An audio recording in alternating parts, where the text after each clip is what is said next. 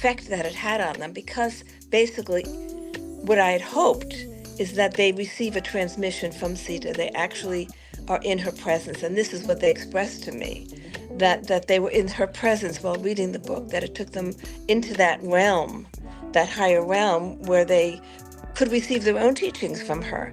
So in other words, it was a portal for the reader. Welcome to the Consciousness of the Way. I am your humble servant and Sifu, Taoist Master San Qing, and it is another incredible day today. I've been looking forward to it for quite some time.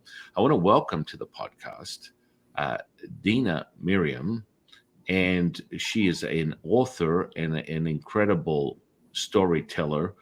In my opinion, just paving ways to spiritual consciousness across the globe with her contributions. Welcome to the podcast, my dear friend. Thank you. And it's a pleasure to be here with you. So nice to meet you. Yeah, it really is. And that visceral charge we got right now is just an indicator of just that. So I really appreciate this. So I'd love you to just share a little bit about yourself leading up to this very moment for the audience. Well, I would say that from early on in childhood, I had experiences that I didn't understand, glimpses of living in another place in another time. But as a child, it's all normal. It's just part of what is. And when I came into my teens, became very socially conscious, got involved in many activist activities. And then I got to college. And of course, it was at a time when there was a huge influx of energy from the East. And as soon as I got to college, within that year, somebody handed me Autobiography of a Yogi. And I saw Yogananda's picture, and that's it. I had gone before that to hear Ram Dass speak, so I was searching. And so I became a meditation practitioner at the age of 19, 20. And I took it very seriously because I wanted what he had to offer. I was aware that it was a tremendous gift and opportunity to have these teachings, so I took them very seriously. I didn't flit around like a lot of my friends did, going from one teacher to another.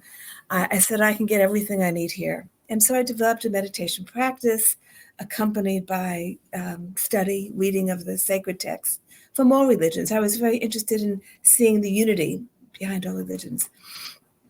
So I did that. I was married young, I had 2 kids, got divorced.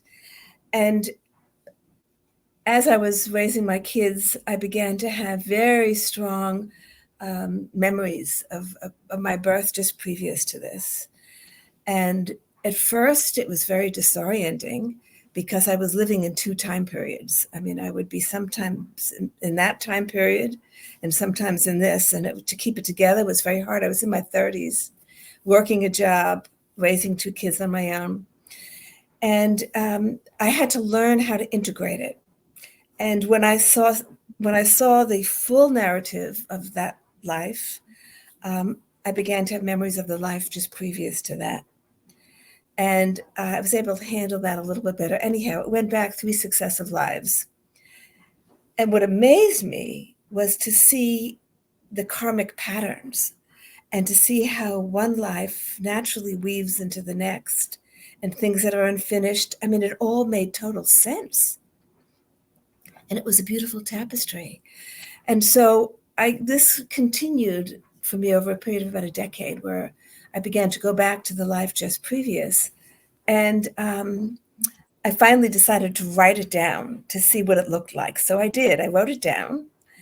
And this was maybe 12 years ago. A friend of mine who had just been diagnosed with pancreatic cancer and just started meditating, she was a writer. She said, Dena, I know you're writing. Can I read it? I said, well, I don't know how you're going to feel about it. It's my memories of my past births. She said, let me read it. Anyhow, it helped her face death. It made such a difference in her life that because when I began having these memories, I checked myself out. I thought to myself, am I going off into the deep end.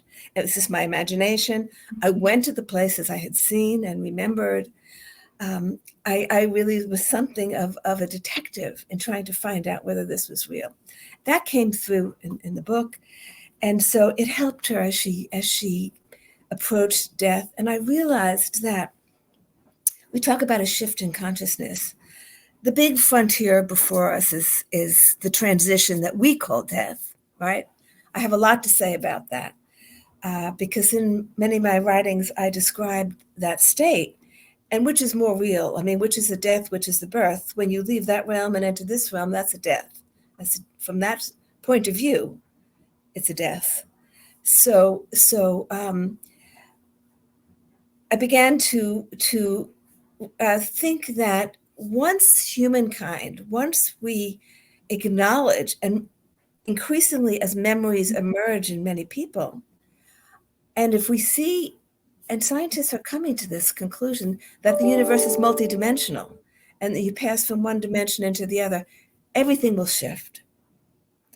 Just to know that we are eternal, I mean, we have the concept eternal beings. What does that mean? It means that we didn't begin at conception. It means that we've got a long history behind us and a long future in front of us. And so this is just one stop on the journey. So a lot of my writings have to do with the workings of cause and effect, the teachings that were given to me in the past that I didn't understand then because I was less awakened, but I've been given a new opportunity to hear them anew. And now I understand them. Teachings of love, teachings of the joy that is innate to our being, that is shrouded over by all these mental configurations that we construct. Yeah. Wow.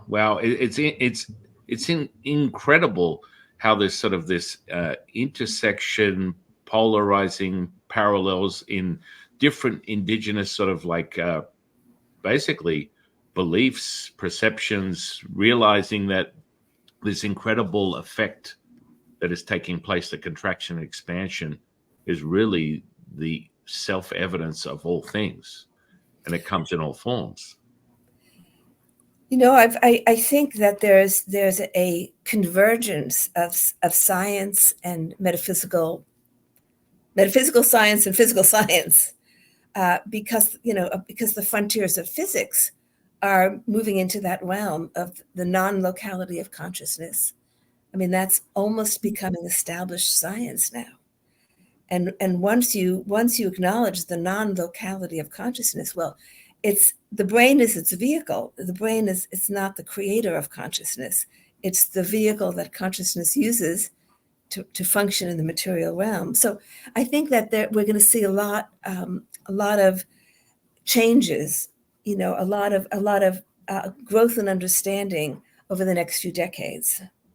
Yeah, I mean, you've consciously had this sort of journey within this physical realm, through your incredible sort of exploration over the last 40 years through your own acknowledgement.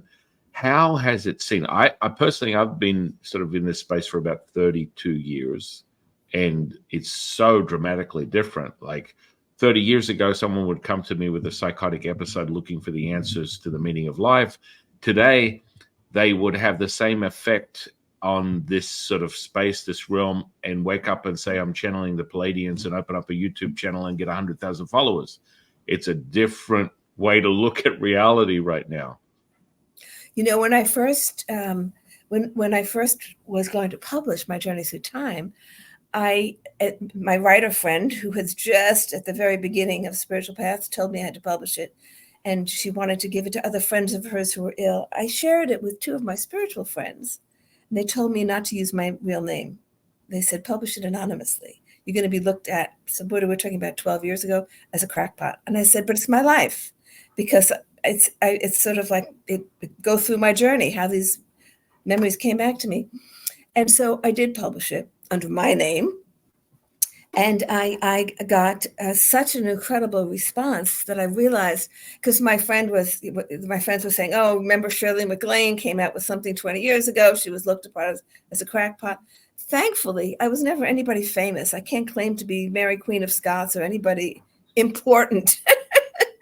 So it's like, it's just, the story of, and yet I had the benefit of receiving incredible teachings. So, anybody who's on the spiritual path now, it's not the first time. There's a whole history behind us of how we got to where we are. And, you sometimes in a life you'll take a small step, and sometimes you'll take 10 steps. It all depends on you, us.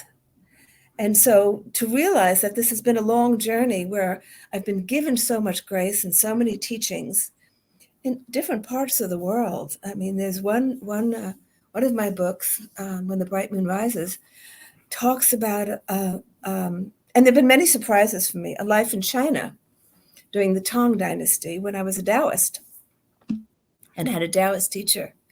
And in the writing of that, I again got into my Taoist personality. So the big question is, then who am I?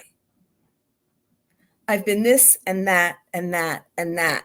So who am I? And I realized that I'm no longer that person, because, Dena, in 100 years, I'm not going to be Dena. Dena will be one of my expressions, but not the complete expression of who I am. So you can't go through this journey without raising those profound questions. Yeah. No, go ahead. Of life. So I realized that you keep a part of you in the Tao, in that as a Taoist woman in Tang China, I was a poet, but never an acknowledged poet, but I wrote poetry. But that love of poetry has stayed with me. Early in my life, I was a major in poetry in college. So you keep a little part of you, but you grow. So I'm no longer that woman. And yet, when I was writing, I got back into that identity and I relived that life. But came to and while I was writing, I was a Taoist writing because I was that woman who was the Taoist. So I got to understand that. I mean, I fell in love with Latu, and it affected my thinking so much. So I sort of reclaimed a part of myself that had been hidden. I mean, that's the beauty of this journey, is that you reclaim your past. And now I'm writing a book in the middle of writing a book called Memories of a Future Life, where I project myself 200 years into the future. So I've written about a less awakened self, and now I'm trying to envision a more awakened self. It's a very interesting process. Well, it's sort of very reflected on what we were speaking about at the beginning of our conversation, which this contracting and expanding self-evident expression. So it ripples through, if from a physics perspective, a science perspective, this idea of operating in multi-dimensions at once, all things happening now, and then being able to reflect within a Taoist path. We call it the diamond, which is perfection, and each facet is another point of consciousness, and so you access that. Well, in writing about, I mean, I can see my own trajectory. It's a bit harder to see the collective, but I have to place myself within a context. So I have to try to envision what the collective will be in 200 years. Very interesting. But in writing about this, it felt as if I'd already lived this life I'm writing about 200 years in the future. It was a little freaky, I have to tell you. I put a pause on the writing because I needed to step back. I was too much living that future life. And I just had to put a pause on it. I'll finish it. I'll go back to it.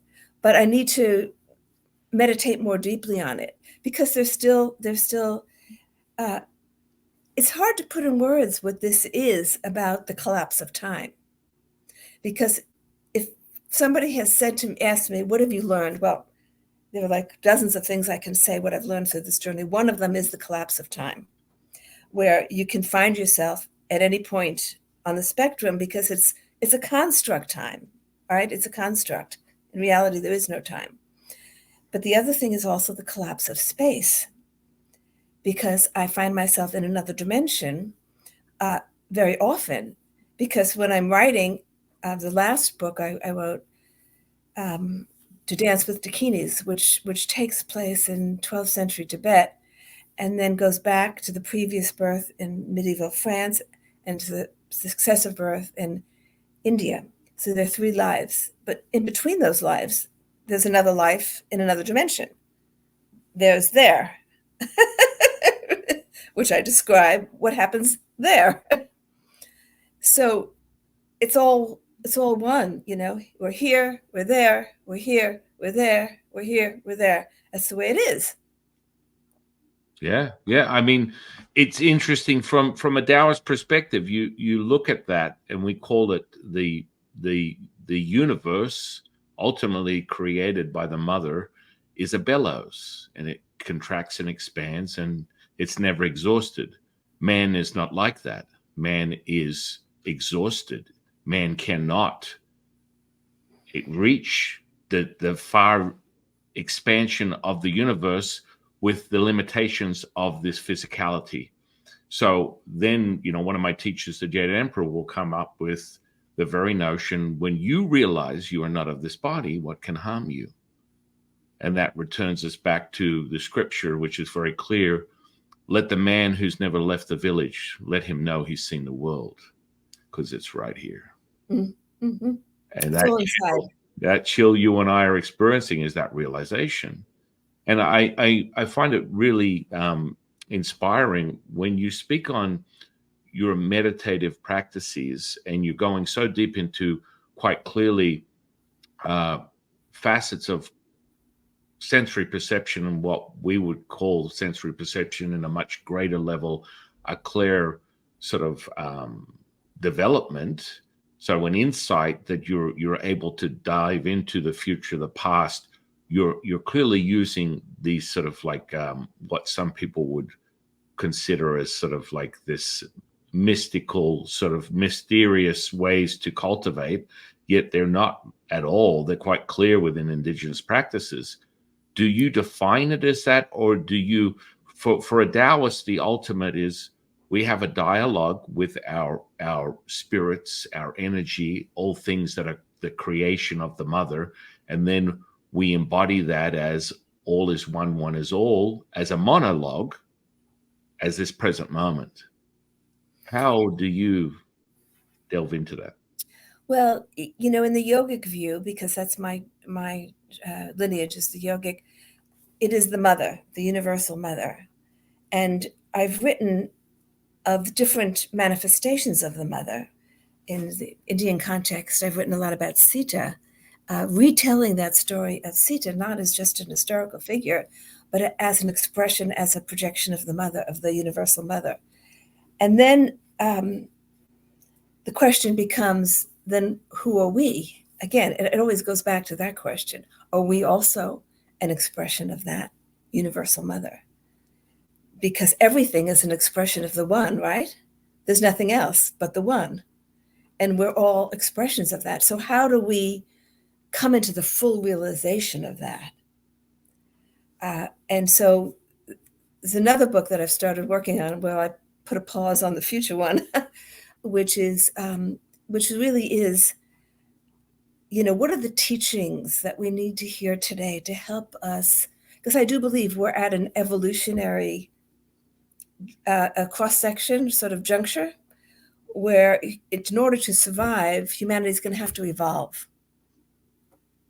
It's that simple. All of the crises we face, from climate change to ecological, can be addressed if we can evolve into a more conscious, you know, higher consciousness, more conscious mindset. And it doesn't need to be the whole humanity. There just needs to be a certain percentage, right? It's the 100th monkey phenomenon. So what are those shifts in conscious? What does that look like? That shift in consciousness?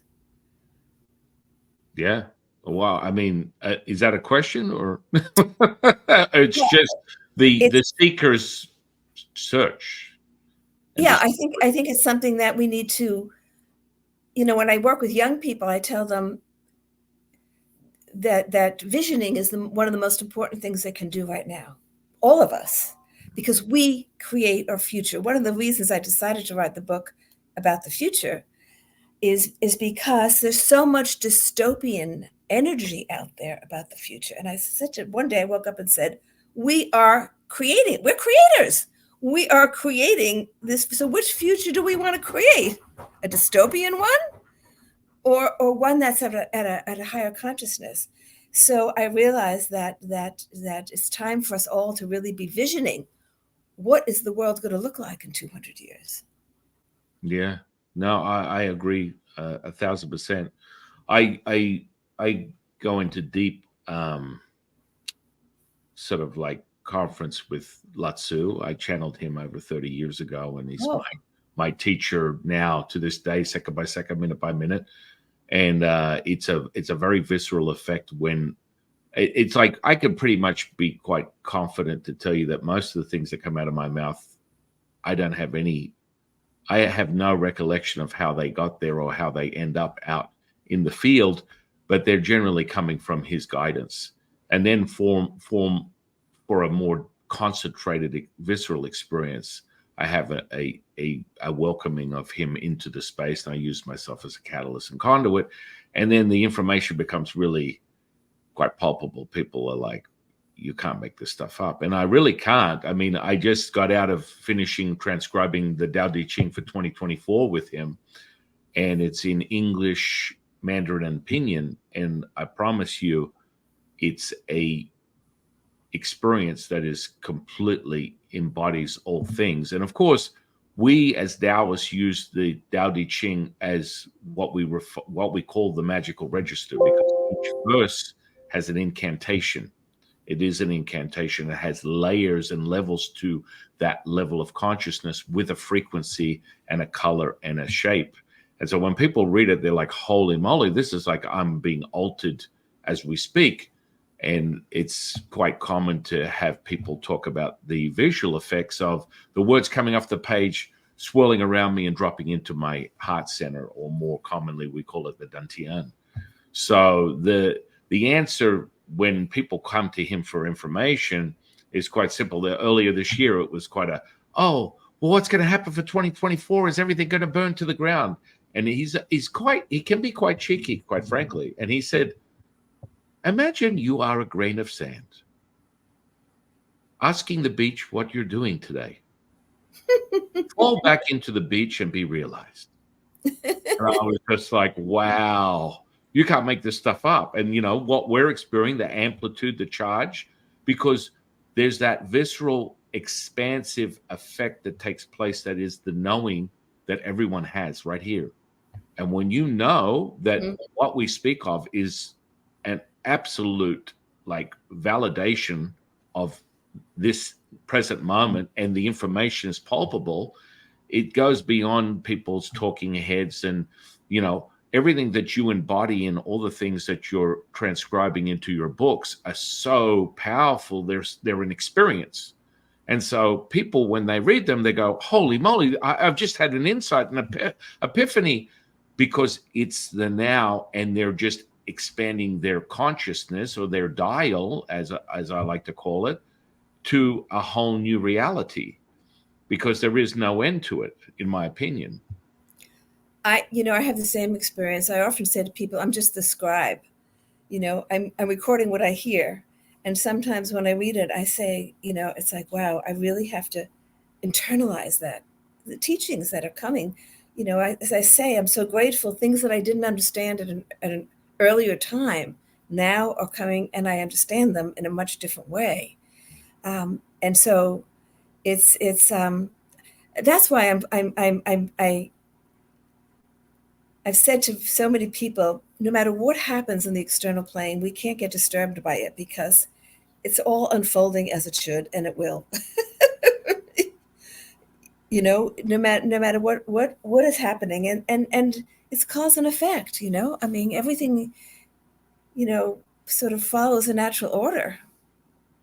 Oh, it always does. I mean, even when we go back to the origins of Taoism, which, quite frankly, most people stay to a timeline of what would be validated from what's been logged within history as 6000 BC, which is questionable. I've got information from my teachers that that's not the case. Oh, it's much earlier, I think. Much Mhm. earlier. I mean, I think it's sort of an eternal teaching.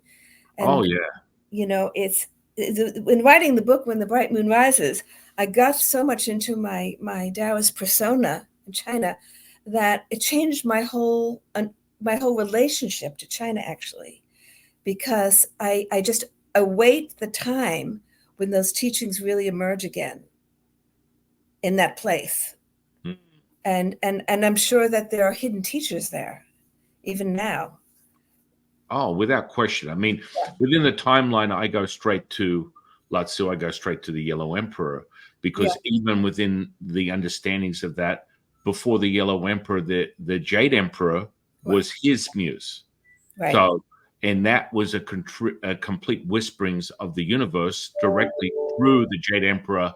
And then, you know, within the words of the Yellow Emperor, he came down on a celestial dragon from the universe, and then he was pinned to the earth for 18 days and nights, downloading the Chinese culture as we know it today, including the internal alchemy. That charge you get, you know what I'm talking about, because that was profound. So I sit with them. I'm about to release a Taoist Immortals Origins, and I sit down with each one of my teachers. I have over 171 of them, and give you very depth understanding. So Latu is an interesting one.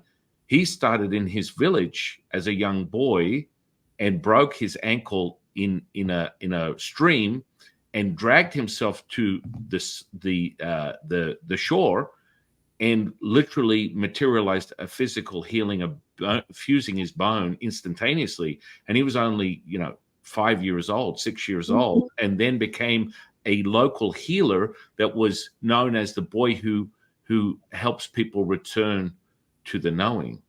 And I was just like, you can't make this stuff up. And then, of course, it emerged into this whole secretive sort of like development of his relationship within his village. And then it turned into this much bigger story that they're now, creating as the lost, prophet and messenger of the universe, and the last transcribing of what he was offering as the message from the universe to the world within the Tao Te Ching. And so when you listen to that, you go, whoa. And he goes deep into it. And I'm about to finish that up. And it's like, but that relationship, like Yellow Emperor has this incredible relationship with the internal alchemy. And he was given great guidance from the universe to create this system that people know as Chinese medicine today, which is very watered down. Right. It's not the true access. And that's what I teach people, the true internal alchemy of the Taoist practices. And so we get deep into being able to separate and verge electric and magnetic, like basically in the understanding of conscious and unconscious processes. The bellows that we speak of that is the universe created by the mother, and then the ability to merge them together as one, which is really the understanding of what the yin and yang really is. And then, of course, you go deep into the magnetic fluidity that is that pure essence that realizes that. So the yin, the center point of all things, is that development. Like, as from a Taoist, we look at concept consciousness, knowing, unconscious knowing, and then being, and then you multiply that essence to the number 9, and you hit the highest point. So we reflect on the conception to creation and then birth of human life. And then within that, you find the answers to all things. Because even now, the science cannot have you understand how a heartbeat is generated within a baby. They still cannot define what that is. Oh, there's so little they understand. I mean, really, science has just scratched the surface, right? Yeah. But you resonate from your Taoist life with everything I speak on. Absolutely. A lot of it is in my book, the experiences, because I recount in that book 3 Taoist lives. It starts off with a life in Vedic India where a certain karma can't be fulfilled. It gets fulfilled in Tang China, but Then I remember births in China before that, 3 of them, two of them actually, as a Taoist. And during the Han Dynasty, there was this attempt to create this Taoist community, Hanning. And so I talk about that. It's yeah. a few years ago, I was deep in that space. Well, this is what we do. Like within a Taoist, what you would call a mystical path that some people can't identify. There's nothing mysterious about the Taoist evolution. The seeker is revealing the yin and yang of all things. And as you go up the mountain, you merge the two together, realized as all is one, one is all. Right. Unity. Unity as one. And so a lot of people, I've had 1,000 Taoist lives before this one. I tend to make it very easy for people. I always give them 9 lives leading up to this very moment, this lifetime, this physical lifetime. And when you give it to them, it's really crazy, the method that I was taught, and you see it as a movie within your third eye, and you have a visceral experience when we're recounting this very cycle of, as you say, death to life, to death to life, the contracting and expansion that takes place. And it's so powerful because what's the most important part for a Taoist is between the breath in and the breath out is the stillness, the Wu Ji. Yogis as well, the breath. Yeah. Right. I'm trying to change the vocabulary and not use the word death. I came up. I'm sort of like searching for a new way to describe that experience of shifting from one dimension to another. And I think that well, there's a lot. There is an awakening happening around that. Oh, yeah. Books are coming out to people who are having experiences. So I think once that gets into the collective consciousness, we won't, because the fear of death is the hardest thing for people to overcome. And it's unnecessary. If you remembered how many times you've gone through it before, it's just, and I can understand there's a reason for the forgetting. There is a reason for the forgetting. It could be because I know how confusing it was for me at first, and you've got to be able to function in your current situation. But as we move along, we begin to integrate it all. And it's an expansion, as you said, So I'm trying to write more about what those other dimensions are like to make them more real to people. Well, you see, I feel like we're just like, we are resonating at that same point. I sort of simplify things for most people where it's light to wave to particle to matter. And from that, your attention intention creates the energy, the construct of this 3D that you are perceiving from a 4th dimension, because you couldn't perceive the 3D if you weren't in a 4th dimension. Exactly. Is the now. And when you do that, all of a sudden, you are now taking from what we call the cloth of perfection, and you are cutting from that cloth, mutating and creating what you perceive. And so now you're creating that, right? Yeah. So one way to look at it is, and I said this to some people yesterday, that to look at it is that we are like a holographic projection from ourselves in a higher dimension. So it's this energy verse where we live, of course, with multiple places, aspects, whatever, projecting ourselves into a physical embodiment. But then we withdraw ourselves, and then we project another embodiment. And so to connect with our reality there, I mean, we still have to use here and there, even though there is no really here and there. But to connect with yourself, operating from that place, changes everything. And the more we can do that, the more the more we can see things in a different light in terms of what goes on here. I mean, because this is this is a realm of suffering. There's so much suffering that's going on in the world because people are just, it's like cut off their vision. All they can see is this. Well, they've been distracted. What one of my dear friends who's a Buddhist monk, Martin, would say, the dukkha, the distortion. The dukkha, yeah. And the emotions are really the human's distortion as a micro, as a macro. Emotions are an expression of either a disturbance in the universe or a synchronicity, a fluidity. And that comes down to how you are either in the flow or out of the flow, what we call wu wei, effortless action. Oh, that was one of my teachings in that life, wu wei. Yeah. That was one of my teachings. And, when people ask you the question, how are you today? My answer is always the same. It's good to be me.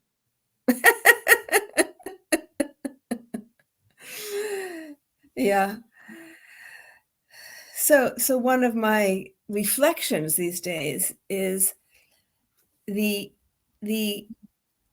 I guess the interaction or the influence between what happens in those more subtle realms, between what happens how does the physical realm affect the subtle realms? How does the subtle realms affect what's happening here? So we were talking about the relationship or the connectedness between the different realms. It's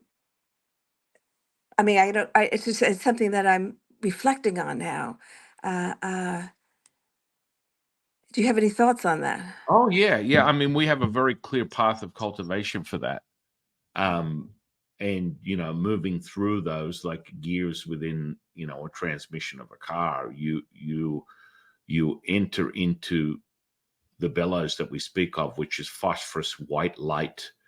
And then it goes to dark, complete pitch black void. And between those two is where you enter off into the offsprings of all the different potential, limitless potential that can be obtained by the seeker. And when you pass the veil of this construct of what we consider 3D, when you're already in the fourth dimension, the fourth is dissolved and collapses, as you even spoke of it earlier. So time and space, or space-time, is void. And when you enter that fifth is when all of a sudden all bets are off. Yet what happens within the cultivation practices that I teach people is the Nigong, which is the internal power. We work with the Nidan, which is the internal alchemy, and that gives you a very clear path of being to access these points at will.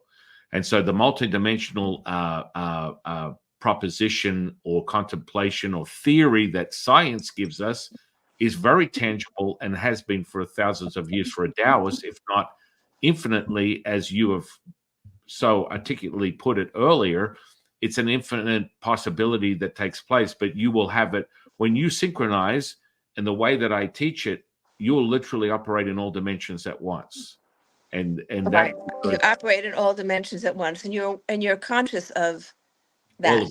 Yes. It's not it becomes really defined, and that's when we lean into the alchemy of not just the potential, because upper Dantian is the sun, middle Dantian is the earth, lower Dantian is the moon, and then we use the diamond, the ruby, and the emerald, and then we're motivated by platinum, gold, and silver. And when you merge these things, you create what we call the crystalline perfection that then accesses all things. It's on a whole nother level. Yet the cultivational practices I find are really foundational and need to be fortified for any seeker.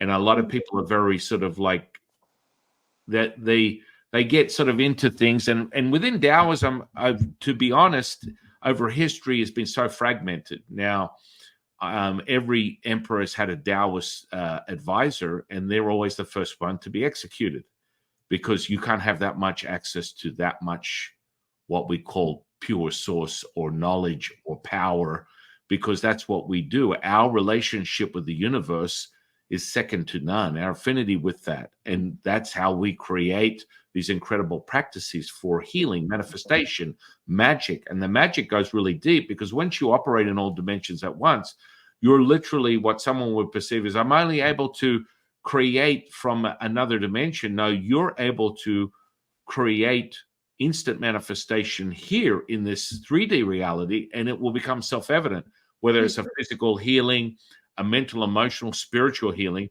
Now, for me personally, 30 years ago, I remembered who I was almost instantaneously the second I channeled Latu. And at the time, that my teacher had 60 years in this natural born life channeling, and he was just like, I've never seen this before. You did it one time. And it was like the whole class had their little sticks of marshmallows out, cooking them around the radiated emission that Latu was permeating through my physical body. And it never leaves. It's a charge like you've never seen before. And that is really the highest essential for a Taoist, is pure source information. Just the way that you describe your channeling or meditating on things, in my opinion, from all the experience I've had, you are directly accessing what some new age spiritual person would call the Akasha, Oh, no question. The Akasha record. No yeah, question. Yeah. yeah. And Yeah. so you're Yeah. getting direct source information from a Yeah. Taoist. We call it the mother, and you are getting Yeah. the direct access to all things, and you're transcribing it and putting it in these incredible offerings that are blowing people's minds. From I don't know what you describe it as, but when Latu gets my ear, I can literally sit there for days transcribing stuff, and if I don't need food and water within this physicality, they'll just keep going, and it doesn't end. I have a pad and pen everywhere, by my meditation seat, by my bed, and when it's on, it's not always on, but when it's on, if it's not on, I don't write. But when it's on, it comes through continually, no matter what I'm doing. I could be driving, I could be doing whatever. And I just have to, if I'm not near a pen and pencil, I have to try to remember what I've just heard, you know? Yeah. Do you find that there's any points of really heightened level of consciousness that is so validating for yourself? Like for me, the first thing I witnessed 30 years ago was a physical healing. And I guess that was necessary for me, where I witnessed gangrenous flesh go back to pink in color in 40 minutes. And that's kind of what I see on a daily basis when it comes to this resonance that we speak of. So the energy has a vibration, the vibration has a frequency, the frequency is a resonance. You hold that, and all things are realized within a Taoist path. But physical healing, even though it's the lowest level of transmutation of an expression of now, it still captivates the seeker. It captivates anyone's consciousness to raise it up by seeing this sort of self-evident experience. And so do you have anything that you would recall as being something that was a tipping point of, oh my goodness, this is like so tangible that It was my second book, The Untold Story of Sita. I don't know if you know the story of the Ramayan, Ram and Sita, but this is foundational for India. It's probably the most foundational story. It goes back to the Treta Yuga, so it's somewhere about 6,000 BCE.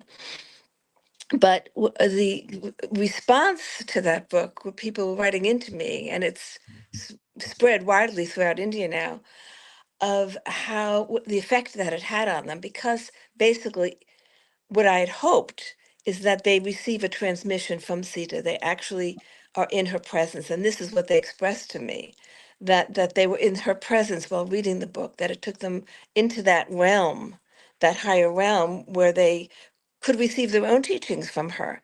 So in other words, it was a portal for the reader, and that's all I could hope for, that they can access her through the transmission. And so I received a lot of confirmations about this taking place, that it blew my mind, actually, because how did I know? I didn't know what effect it would have, I was just recording my experience, really. And we never know the effect it's going to have, right? But then, and it's continuing. It's continuing. Now there's going to be films based on the book. I mean, it's continuing to ripple, affecting more people, and people are continuing. A group came to see me yesterday about the effect it had on them, which is why I know something is happening on the planet, because these stories, it's like you said with Latu, it's the stories have been watered down through sort of like a dulled intelligence, a lack of spiritual expansion. But now that this expansion is taking place, the true meaning of these stories is coming through, is more accessible. And so I think one of the most important things now is to help that, assist that, where we can sort of bring the higher teachings that these stories, they've been sort of confined and brought to a lower level. I mean, the whole story of Ram and Sita has really been brought to a lower level, and so how do you raise it back to where it should be so people can access the source? Well, yeah, I mean, a Taoist path is like that, and I think that's why it's so important for me to transcribe all these interviews that I have with all my teachers, because it really puts together all this incredible information on the immortality lineage that is the Taoist path, and that's that sort of obsession that Taoists have. It's like we're not about, you know, the cycle of things. It's a contracting, expanding cycle. Yet we want to expand this incarnation now, and we want to enrich it as much as possible. So being able to master the energetics is a very, very much a pillar in a Taoist path, because then you can stretch out your level of consciousness within this lifetime. And so immortality is literally only a breath away, and that's why we reference it. Yeah. Because the truth is we are immortal, yet and this is an interesting incantation that Jade Emperor uses. I think you'll appreciate this. It's like a power abundant in its giving you will receive, unifying the body with the spirit with the energy, bringing heaven to earth, transcending all is one, one is all, revealing perfection manifest. That is your gift. That is your offering. That is your gift. That is your offering. That is your gift. That is your offering. Beautiful. And that just has it's so palpable. It's so visceral that, when people hear that, it's altering at a subatomic level everything. Exactly. Well, that's what it is. It alters on right. It changes the vibration. And so, I mean, what we're working toward now is changing the vibration in the collective field. Because as our vibration changes, then we're participating in the collective field. Nothing is going to really advance on this planet until we can raise the vibrational level of the collective field. And I think that we're moving in that direction. Oh yeah, I mean, whenever Latu speaks, it's about the universe's expression. He doesn't get into the semantics of the human, because the human is the universe is the human. So he speaks in relation to the constellations, the stars, the planets, and gives you the reference to the actual element that you will embody on a specific day of the month that will affect you right down to the subatomic level. And so when he speaks like that, it makes so much more sense than, oh, you need to understand the inner workings of why Daddy didn't give you 5 Oreo cookies when you were 5. Right, exactly. Right. It's like, and that's the misdirection, in my opinion. And I'd love to get your insight into that. But so many people can be lost in this, seeking that understanding of a story that will come and go. It's transitory. It's not a permanent. And that's part of the contracting and expanding. So, of course, you could get lost in that, and people will literally help you on your way of being distracted. What are your thoughts on that? No, I agree. I think, I mean, I have felt since being able to understand the workings of rebirth and how the whole how the whole thing works, thought to myself, I mean, all the psychoanalysis in the world can't give you that insight. You know, you get stuck in your childhood, but you you need to see your whole journey, you know, to understand where you're at now and what your work is now. And so there needs to be, I mean, I suppose for some people that's as far as they can go back to their childhood and try to understand their relationship with the parents. But then you get stuck in that, and then you get stuck in the blame game, and you know, they did this to me, and it's not helping you advance really uh on Right. the to the in awakening. Yeah, I believe that. I mean, all the Taoist teaching shows you that. And then one of the big things that sort of people get a little taken back by is I always remind people, your emotions don't control you, you control your emotions. And people are like, what? That sounds very that sounds very testosterone yang like. I'm like, that's part of the contracting expansion of the universe, and realizing that that is a distraction. It's not the be all or end all. It's a And distraction. Yeah. yeah, yeah. And so when you understand this, you can realize that the whole thing, the sum of everything in your reality right now is a thought, feeling, and an emotion. Now, what are you going to do with that? It's secret ingredients. How is that going to be realized? Because that's really an expression of consciousness right now, is using these three ingredients. Now, most people get caught up in the thought. It has an emotion and a feeling encapsulated. It stays in a timeline, a fractal pattern of the human experience, Right. what we call human condition. And then you get caught and become very separated from yourself because you are stuck in this thing called human condition, not realizing a human is being of all things. Now, within a Taoist, we have these 9 states of awareness to get to the now moment. It starts with the physical, emotional, and then spiritual bodies. Then it goes into the sun body, the earth body, the moon body. Finally, it goes from the oneness body to the ultimate body to being all things, the now. And No, these yeah. ascension periods. I mean, it's a matter of people identify with their emotions and thoughts. And when you realize that you're separate from that and these emotions pass through you, they rise, you know, just to let them rise and fall and pass through you and not identify with them. But I have a question for you, Yeah. because when I was in my Taoist persona, I remembered that I had been for 3 lifetimes a devotee of the moon goddess. Mhm. And I struggled with that. Where is her realm? Who is she? Who is this being that I worshipped for several lifetimes? Um, and I connected with her again through the process of writing about this as I went back in time.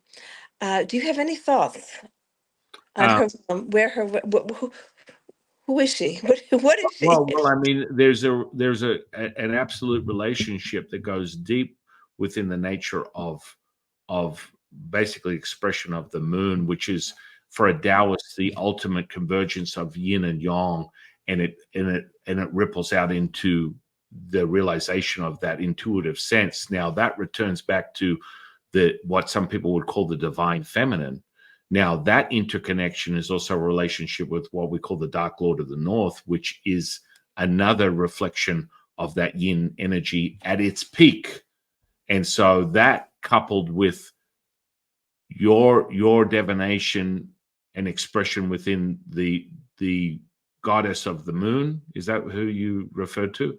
And then the Dark Lord of the North, there's an intersection that comes with Kuan Yin and her 9 levels of expression of pure source, and that relates to the 4 directions. I mean, we could go deep on this, and We can go deep on it, because what I perceived was that there's the physical expression of the moon, right? But then there's another expression of that energy, that because the I've also had experiences in Vedic India where there's a very profound connection with the sun. the sun embodying the higher intelligence, and a consciousness. But the moon also, is there a realm, a subtle realm that we can't see with our eyes, that is also an expression of that energy. Oh, yeah. Yeah, so we see the physical, but just as we have a physical and then we have subtler beings, the moon also has subtler expressions, right? Yeah. Go Yeah. ahead. No, I was just going to say, because that's really the ultimate. Most people get it misdirected. So there's 3 stages through the concept to creation of the cosmos, and within the Taoist seeker, the 3 pure ones are the holders of that: supreme purity, jade purity, highest purity. And when people look at the formation of those 3 immortals, whether you reference it within something, you there? Yep. You're back here. So where you reference it within something that you find within the internet, Latu is actually supreme purity, is the immortalized version of Latu. So he's always on the right side, when in actuality, when you move his energy to the left side, it activates this whole rippling effect, which dives deep into the yin essence. So you're merging the sun and the earth into the moon. So it's a complete encapsulation of all these energies. And that's the misdirection, because most people will talk about Chinese alchemy or Chinese medicine as the cauldrons, and the lower cauldron is the one that you develop all the fire in.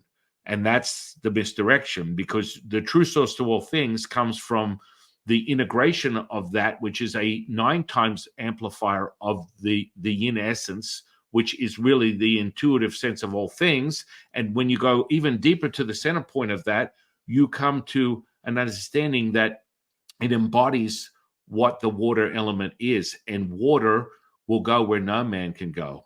It can form into anything, contract, expand, and have everything realized. It is the ultimate essence and expression of perfection. And people are misdirected by that all the time. But the deeper you go into the center of it, you go, holy moly, this is right here in front of me. And so water is consciousness. I mean, water holds memory. Right. And so that contracting and expansion comes from the merging of all these things, which from a psychological perspective would be conscious and unconscious processes as one. So that everything. I think one of the big shifts that has to happen is regaining the understanding that the universe is alive. Yes. Everything is consciousness. Everything that we see, it's a living universe, because we've deadened the universe and we think only humans are alive. Right. And I mean, here's another one. And we have this one cultivational practice for the middle dantian, where it's the observing of the death of a star, the raising of the red phoenix, which is the spirit that protects the heart energy. And then it evokes and opens up the black hole energy, which is another expression of the universe, which people are like, oh, that's so no, not at all. And what's really interesting when I teach people this particular method, I've got a student who's got a PhD, he's been training in this stuff for many years. He uses the teachings to manifest and create his reality. And he came to me, he goes, Jifu, you wouldn't believe what I got. I got a research paper and I had to discover and research the nucleus of a cell. And you wouldn't believe what I found. I'm like, please tell me. Black hole energy. Black hole energy. In this nucleus. And he was just like, because he's been cultivating these practices for years and using them to move in all directions and in dimensions at once. And it was just like this sobering.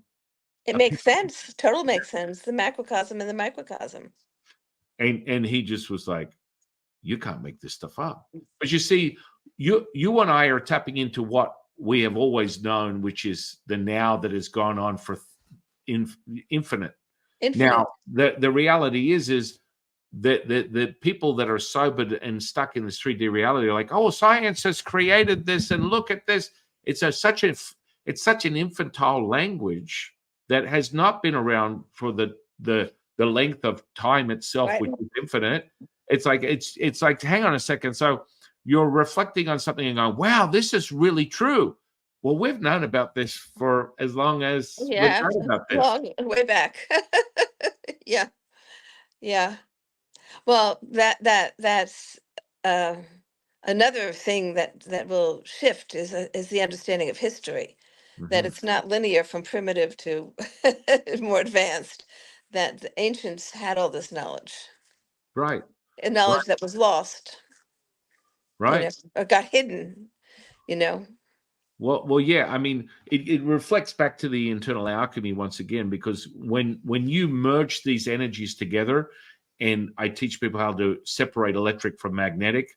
Now you can charge people with this stuff, like literally when I separate the electric charge, I will get someone to stand on a wet mat, and when I shoot a charge of electricity through their physical body by touching them, you have a whole new version of reality, because it just supercharges everything. Now, I don't need to be in the same room, but sometimes it's exciting to witness these sort of feats of what seems to be impossible or supernatural, but it's your ability to take a much more deeper look at what is all things and be able to master these things as you should be, as the mother.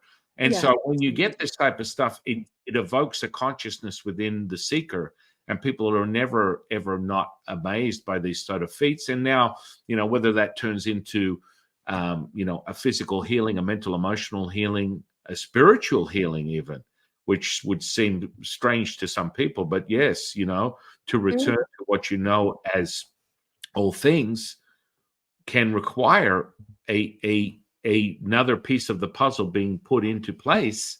And some of my teachers have literally, physically, they go to a point where they'll put someone on on the floor, standing on a wet rag, and they'll have a piece of like earth between them, like a leaf or something like that. And when they touch the initiate, is a spark that's so great. If they touched them with their actual physical hand, they'd probably kill them with the amount of juice that goes through them. I can believe that. Yeah. So Yeah. I don't get that obsessed with that. I'm more obsessed with watching physical healings. That kind of gets me very excited, and watching people expand.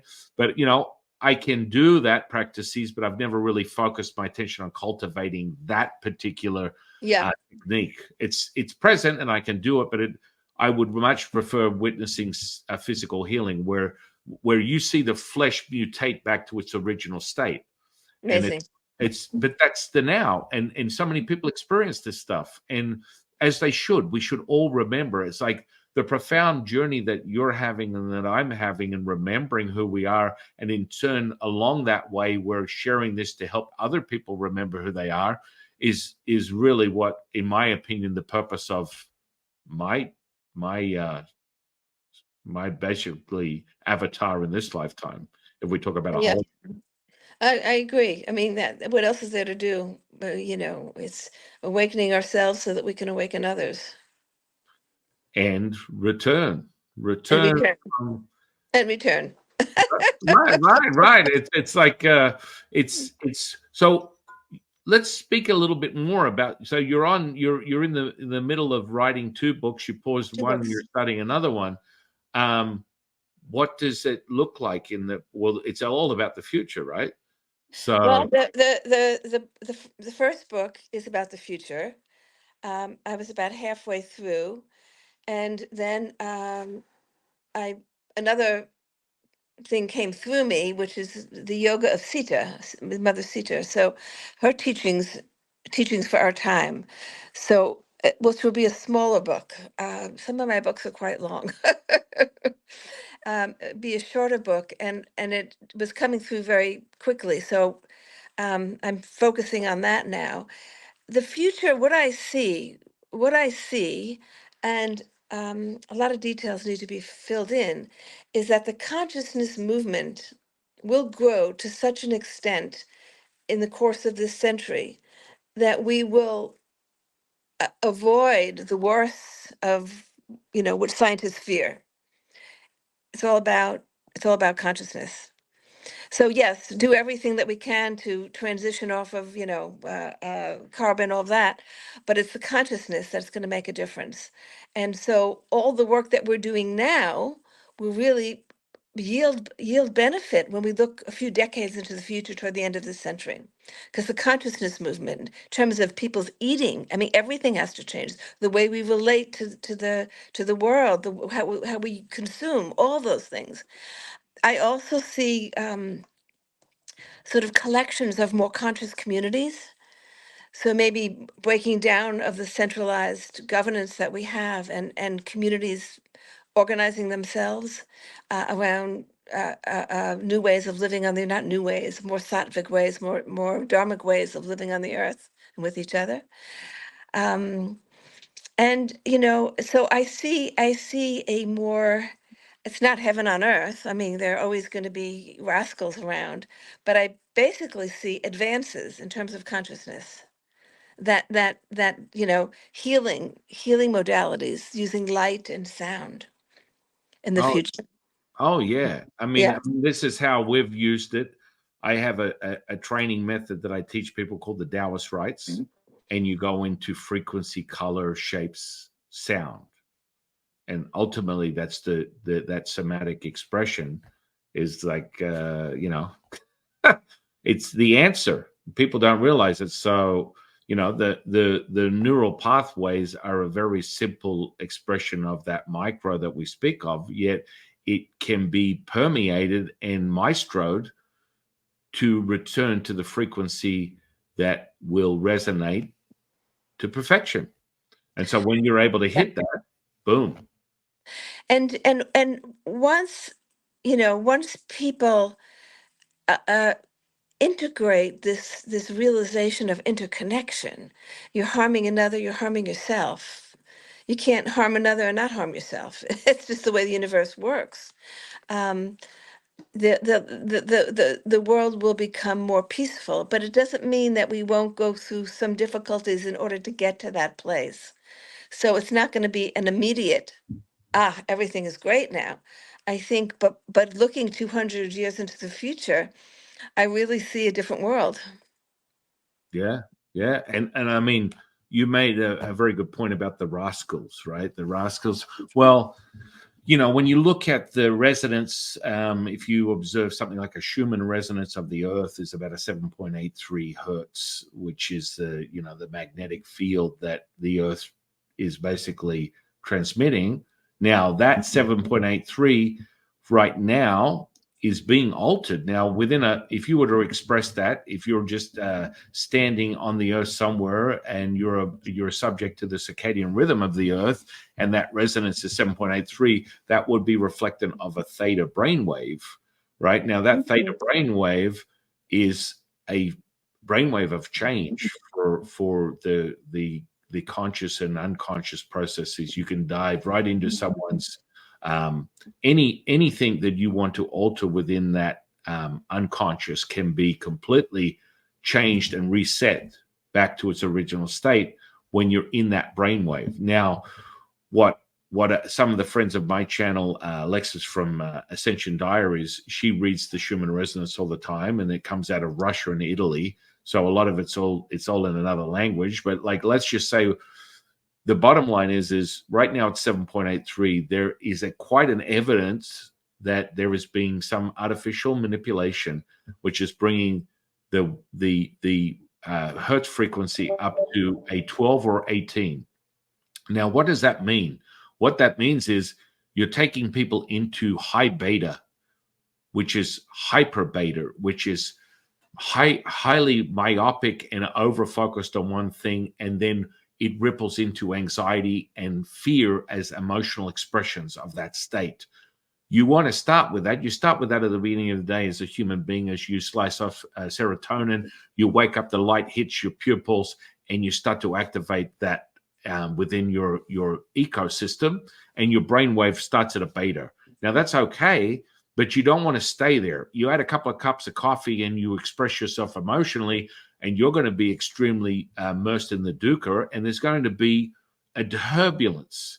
And so something is artificially affecting that resonance, And what she sees for the future, which you can see, and what I got from Latu earlier this year, because everyone's like, well, what's going on? He was very clear that we're going to experience 9 times the magnitude of the sun's frequency, more than you've ever experienced in human history over the next 12 months. Well, that's it. The sun also is helping things along by sending out these intense waves. And yeah, so he mentioned that, and everyone was blown away by it. Then she validated it by saying, I see this coming up within the resonance of the earth, and we're hitting frequencies of 40 to 60 hertz in the next 12 to 24 months. Now, what does that mean for a human being? That means 100% consciousness. That's gamma brainwaves, ladies and gentlemen. And when you hit gamma, that means you can access alpha, theta, delta, epsilon, all at the same time. You're 100% conscious. So it's coming, guys. Again, it's how we use it, right? It's people can fall into fear, because it's different. It's a change, right? Or those of us who are working toward this and have been for a long time can really reap the results and quicken the pace. So it depends on the human being of where you're at and what you want, right? Right. It really does. It's like I've never seen how fast people move. Like 30 years ago, my hobby was seeking out so-called psychics, and I'd ended up giving them a reading after their snake oil version of what a psychic was. And they were like, holy moly, you're really giving me information about myself that I've never shared with anyone. That's the whole point. Yet today, you could go to Yelp, if anyone knows what that is, and you can find 500 psychics, 500 mediums, 500 they're legitimately accessing a source of information. This is not just a bunch of snake oil salesmen anymore. There are people out there that are attuning to that resonance and are accessing this point of consciousness that is being self-evident, and you're able to validate it. And I think that part of the human, which is reflected on, if you were to look at it from a hypnotherapist, psychologist perspective, the heteroaction that a human must possess, which in essence is really an expression of the bellows effect that we spoke of within Taoism, the contracting, expanding. As a human, you have this innate driving force to, when you start something, you must finish it. And so it's it comes down to the simple expression of someone putting their hand out to shake your hand. Unconsciously, you just reach out to shake their hand. You don't even think twice, because it's part of how the human is conditioned. And so if you can look at that as a point of healing and expansion, you can refer it right back to how to remind yourself who you are, and the simplicity of the contracting and expanding of all things, and then realize that man does not do that, and the exhaustion is evident. And I always remind people, when they're on their path as a seeker, that one of the first clues to your own discovery is whether you're physically exhausted by the end of your day, or you're energized and charged and you've lost all sense of time and space, and you don't know what day it is, what time it is, because that's part of embodying the now. And most people are caught with, oh, thank goodness it's Friday. Oh, my goodness, it's Monday. Oh, it's only 5 minutes. And they're caught up in the humanness, the human condition. What are your thoughts on that? I totally agree. Yeah. I mean, we have to both live within it and outside of it. I mean, you have to do both, right? If you have to function. I mean, because if you have to go to your job, you have to know what day it is. So, but not to totally identify with it. Again, it's just a matter of how you identify. The body can do certain things, but yet you're aware of functioning on multiple levels, right? Contacting beings on different levels. And I think what I struggled with early on was how to integrate it all and continue to function, because I had to function, and most people do, they have families, they've got jobs. So integrating it And I think that's what spiritual practice does. I mean, I don't know how I would have survived without my meditation. That's what the meditation does. Not only does it open the portals for you, but it helps you manage everything that you need to manage, um, not to get distracted, and yet to perform everything you need to perform as you Yeah. need to perform.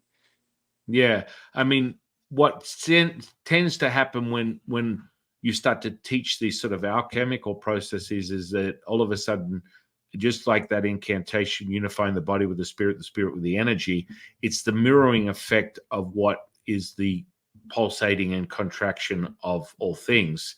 And so that reflects. So within the numbers, our highest point is 9. And we always go in the number of 9. The nine is the highest point, but it goes in the mirror effect. When we hit 81, it's actually 18, because you are expressing the universe as the physicality. The physicality is the universe, and it goes back and forth. And the more you integrate it, the center point is the now. And so when people go, "Oh, wow, that makes so much sense to me," you can actually stay in what you perceive as your human condition, yet be operating in these multi-dimensions. And Right. all of a sudden, the synchronicity of this 3D reality is like everything is effortless, as we refer to Exactly. it. Right, you get to the point where things are just flow.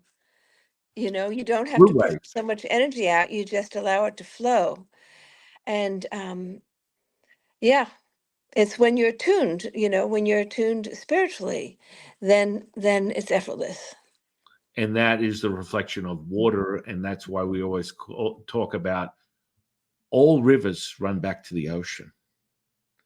And so there are no exceptions. It's like you will embody that wu wei, effortless action. And this is where I think a lot of people get caught up in the materialism, and they get separated because they believe that people go, well, you can have a thought and an idea, but you're not going to manifest it unless you put it into action. Well, that is absolutely false, because true synergistic realizing of the now is absolutely effortless. There is that Right. center Yeah, point is right. Yeah. stillness. The stillness is the now. And so Right. you can absolutely attune to that, and all things are materialized. All things are generated in this present moment, and that means manifestation, magic, healing, anything. Yeah.